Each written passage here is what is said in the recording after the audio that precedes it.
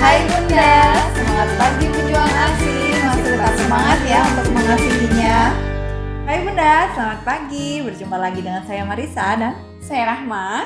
Nah, pada kali ini kita akan membahas nih tentang apa itu sembelit dan cara penanganannya. Bagi Bunda yang di rumah kan pasti bingung nih kalau anaknya sembelit ya kan Bun? Betul, karena memang itu sering terjadi ya Bunda. Betul, apalagi di usia si bayi masih terlalu kecil ya. Betul. Kita kan pasti akan bingung nih Bundanya. Nah, sembelit itu sebenarnya apa sih Bunda?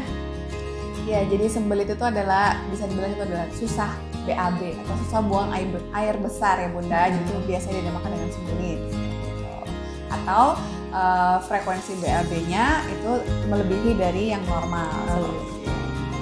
Ya, jadi biasanya tanda-tandanya nih Bunda, bayi atau anak biasanya akan menangis ketika buang air besar atau buang air besarnya lebih dari 3 hari. Atau bisa juga ketika sudah di toilet atau di WC sampai 10 menit belum keluar Bunda, itu biasanya dinamakan dengan sembelit. Oke, nah kita kan sudah tahu nih Bunda ya apa itu sembelit. Nah, jika membahas tentang sembelit, frekuensi BAB yang normal itu berapa kali sehari sih Bunda? Ya, untuk BAB yang normal itu 1 kali sehari atau paling tidak dalam seminggu itu ada 3 kali BAB-nya ya Bunda, dan tidak disertai dengan rasa sakit atau bayinya menangis, tidak disertai seperti itu. Dan juga tidak mengejan mungkin. Iya. Oke nih Bunda, berarti frekuensi BAB yang normal itu 1 kali sehari ya Bunda ya? Atau 3 kali dalam seminggu. Nah Bunda, penyebab dari sembelit sendiri nih, itu apa aja sih Bunda? Ya, untuk penyebabnya ada banyak ya Bunda. Yang pertama, kurangnya konsumsi cairan ataupun serat seperti itu. Lalu juga karena mungkin makan makanan atau minuman yang mengandung banyak susu. Bisa juga karena tinggi konsumsi makanan yang berlemak Bunda, itu juga mempengaruhi. Selain itu juga kurang aktivitas dan juga menahan BAB-nya, atau istilahnya karena biasanya kalau BAB mungkin anusnya sakit. Nah, itu biasanya anak bayi atau anak kecil itu lebih sering menahan pupnya seperti itu. Nah Bunda, kalau bayi yang masih belum MPASI nih, ini kan juga kalau ASI aja nih, wajar nggak sih mengalami sembelit kayak nggak pernah BAB atau yang susah BAB seperti itu Bunda?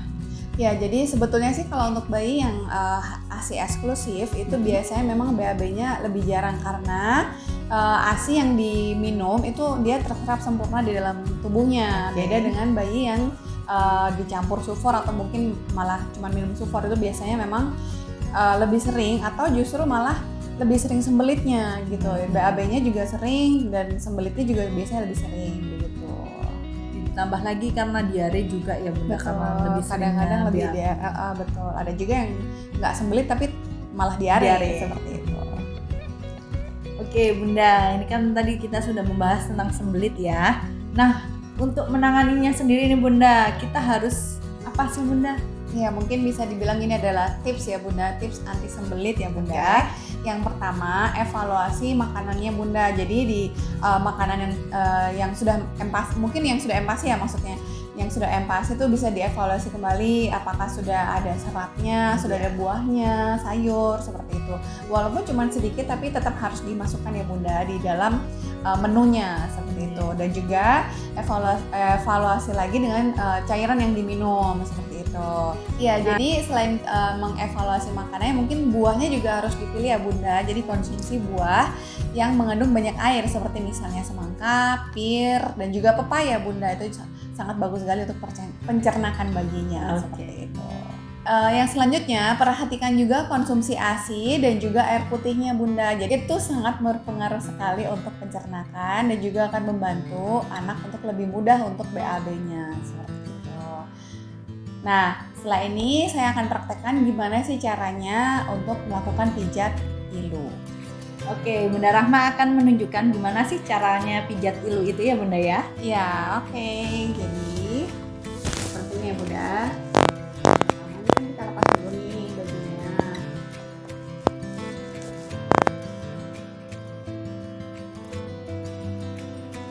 Oke. Nah, ini. Lalu jangan lupa cuci tangan dulu ya Bunda. Nah, setelah itu Boleh pakai baby oil, boleh pakai minyak telon, boleh juga menggunakan minyak PCO atau virgin coconut oil. Ini. Lalu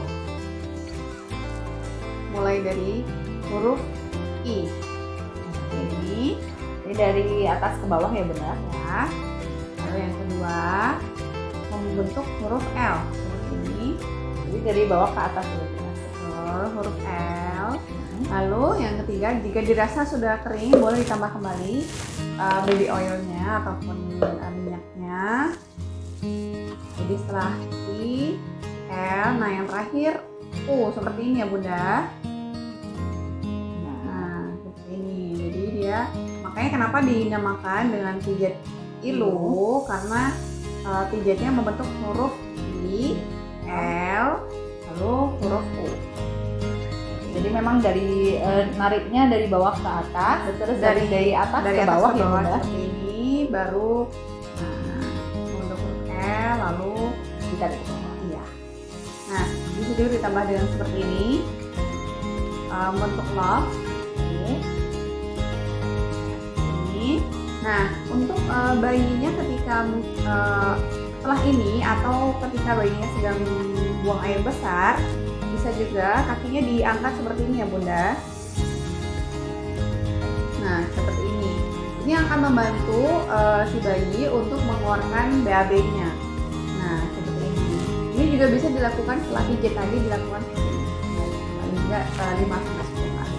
Berarti lututnya diarahkan ke dada ya bunda. Betul, lututnya diarahkan ke dada seperti ini. Nah ini bisa dilakukan setelah melakukan pijat. Dan juga bisa dilakukan ketika si bayinya lagi pupuk atau lagi BAB. Nah itu akan membantu untuk Memperlancar juga ya? Yang mengeluarkan BAB. Itu ya bunda.